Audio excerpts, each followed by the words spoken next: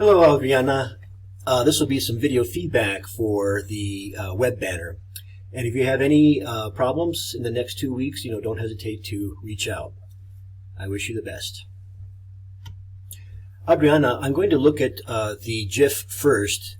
When I tried to open it in Photoshop, and I'll show you this in a second, it's calling on linked smart objects.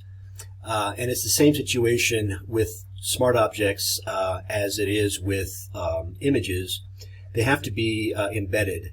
If you link to them, I may not necessarily have your library in which they're kept. So anyway, but I can see it in its fullness, your ad, by looking at the GIF. Really nice job. I like your choice of images. They're sophisticated. They're descriptive of a wide variety of things, but they're not numerous, and that's good. You've centered everything. To my eye, it doesn't look quite centered, and I'm not sure why that is. It's just there's a difference between being mathematically centered and optically centered. So put on your centering lens, okay? Don't go by measurements, and use your eye to center things. I'm meaning like these one-word part of your slogans. Okay, so I mean, maybe it's just me, maybe it's after hours and hours of looking at the monitor.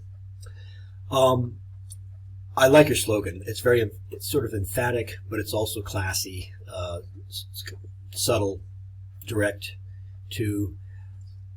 I liked your choice of type.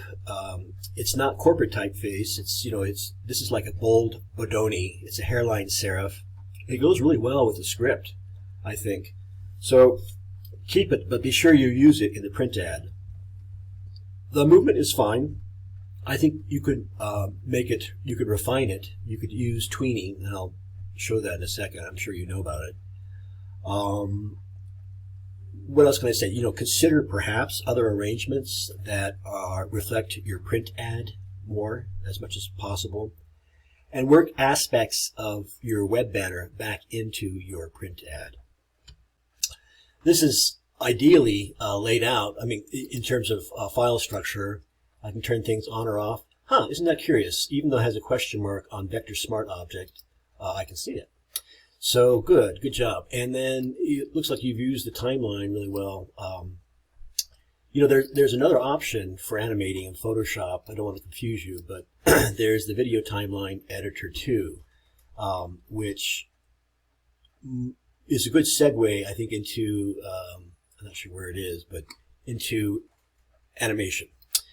This is, making GIFs is really close because you're working with a series of frames, but know that there are multi-layered video editing tools which share a common interface pretty much that Photoshop possesses too. So let's get her going here.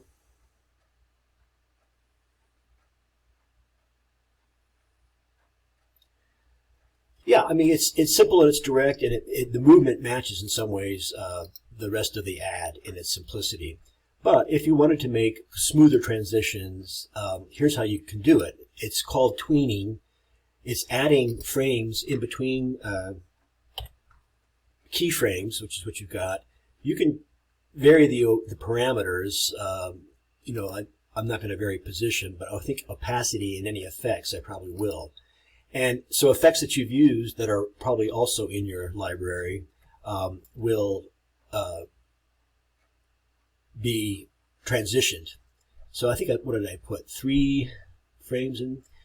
Sorry, the 6 frames. 1, 2, 3, 4, 5, 6. Okay, so then what I'm going to do is, I don't want them to be 1 second long. I think I want them to be maybe, let's see what that does. Okay, so I made them 0.2 of a second long.